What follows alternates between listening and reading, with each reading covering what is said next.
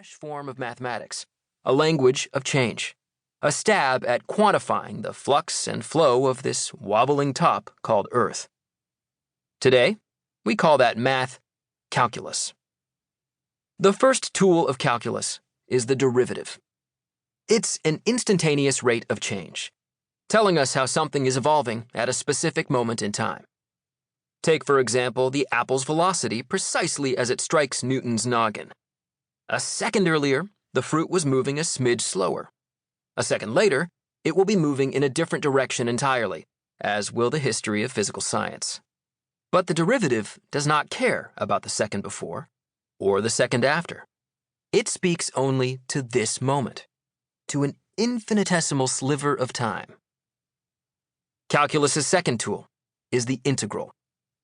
It is the sum of infinite pieces, each infinitesimally small. Picture how a series of circles, each shadow thin, can unify to create a solid object, a sphere. Or how a group of humans, each as tiny and negligible as an atom, can together constitute a whole civilization. Or how a series of moments, each of them 0 seconds in itself, can amount to an hour, an eon, an eternity.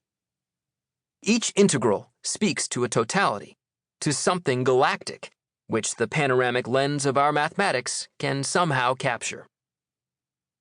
The derivative and integral have earned a lofty reputation as specialized technical tools, but I believe they can offer more.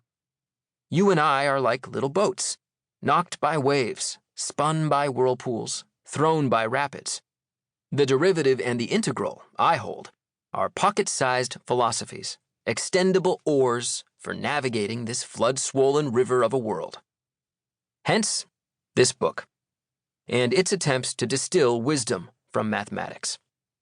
In the first half, Moments, we'll explain tales of the derivative. Each extracts an instant from the babbling stream of time. We'll consider a millimeter of the moon's orbit, a nibble of buttered toast, a dust particle's erratic leap, and a dog's split-second decision. If the derivative is a microscope, then each of these stories is a carefully chosen slide, a scene in miniature. In the second half, Eternities, we'll call upon the integral and its power to unify infinite droplets into a single stream. We'll encounter a circle fashioned from tiny slivers, an army raised from myriad soldiers, a skyline built of anonymous buildings, and a cosmos heavy with 1 billion trillion stars. If the integral is a widescreen cinema, then each of these stories is a sweeping epic that you've got to see in theaters. The TV at home won't do it justice. I want to be clear. This audiobook won't teach you calculus.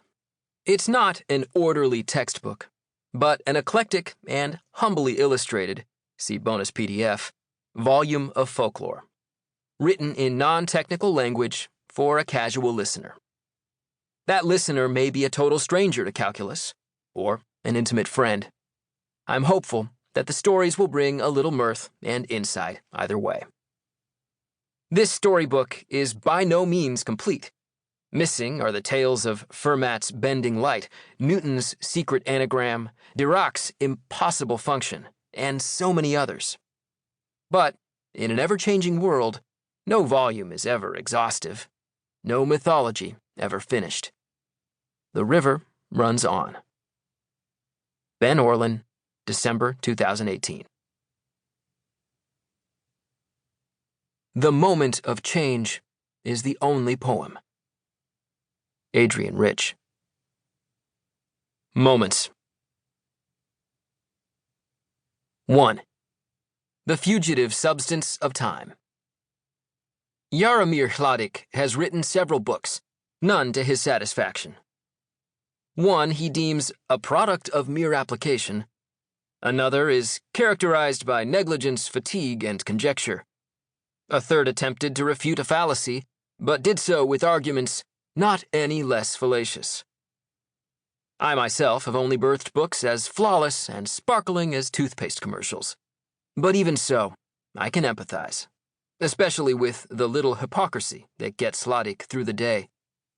Like every writer, Jorge Luis Borges tells us, Hladik